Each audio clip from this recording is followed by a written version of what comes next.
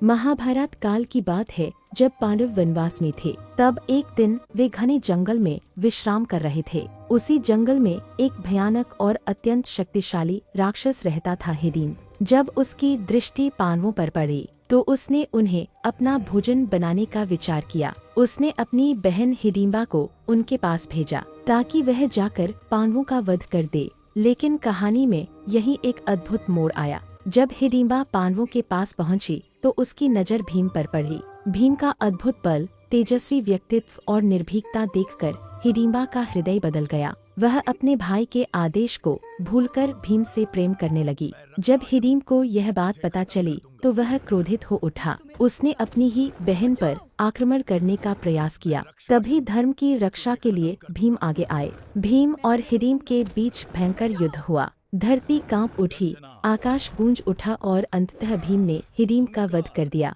हिडिंबा का प्रेम सच्चा और निष्कलंक था। माता कुंती ने उसकी भावनाओं को समझा और विवाह की अनुमति दी। लेकिन विवाह के साथ एक शर्त भी रखी गई। यह तो भीम वापस पांडवों के साथ चले जाएंगे। हिडिंबा को वहीं जंगल में अकेले रहना होगा, क्योंकि भीम अपने कर्तव्यों को छोड़कर वहां नहीं रुक सकते थे। समय बीता और उनके घर एक अद्भुत बालक का जन्म हुआ। घटोत्कच केवल एक बालक नहीं था, बल्कि अत्यंत शक्तिशाली और पराक्रमी योद्धा बना। उसने हमेशा हर युद्ध में पांडवों का साथ दिया और अपने पराक्रम से उनका गौरव बढ़ाया। आगे चलकर घटोत्कच का विवाह मौरवी से हुआ और उनके घर जन्म हुआ एक तेजस्वी बालक का, जिसके बाल बब्बर शेर के समान घने और शक्तिशाली थे। इसी कारण उसका नाम पड़ा बर्बरीक। यही बर्बरीक आगे चलकर अपने महान त्याग और अद्भुत भक्ति के कारण खाटू श्याम जी के रूप में पूजे गए।